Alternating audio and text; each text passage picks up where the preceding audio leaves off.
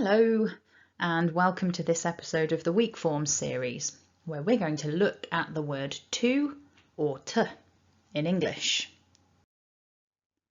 So as always, we'll look at the strong form first, to, with that oo vowel.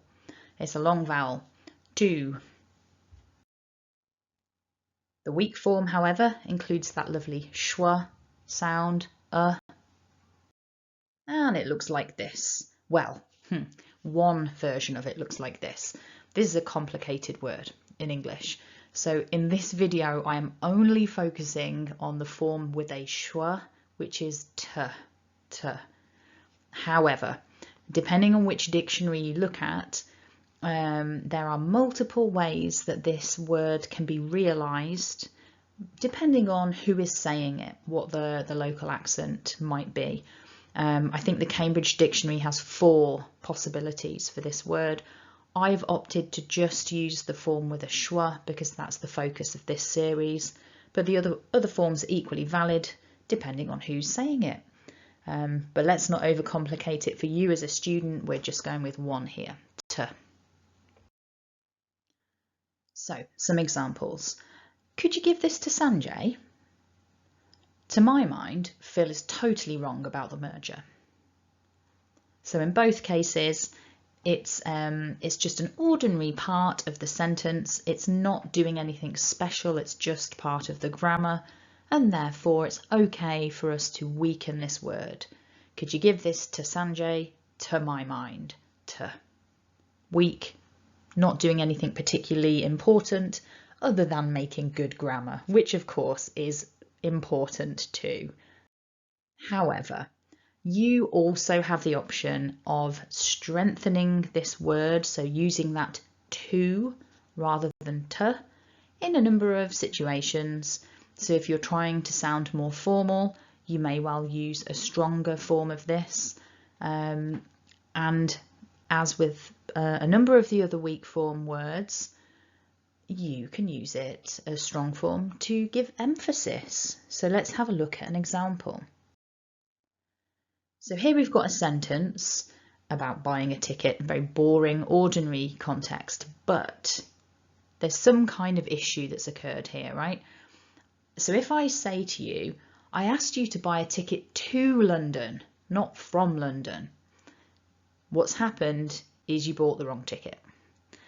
And there's been a misunderstanding, and the misunderstanding relates to that word to, as in going towards, not going away from. And because that word is suddenly crucial in the meaning, we need to emphasize it. We need to use the strong form. If I go to a ticket kiosk and the person says, what do you want? Oh, a ticket to London. Weak form, no problem, ticket to London. But here, because there's a confusion, to suddenly becomes much more important for us to understand the meaning, so we strengthen it. So that's, it's a bit of a tricky skill, maybe, to master in a foreign language, is knowing when it's okay to go weak with English, for example, and when it's okay or even necessary to go with the strong form. So this might be something that takes a little while for you to build your intuition around. My advice would be listen to plenty of native speakers. It could be podcasts, it could be the news or TV programs. Listen to what people are saying. Notice the weak forms and notice the strong forms. By actively paying attention to elements of a language such as this, what it will do is it will really reinforce that knowledge in your mind.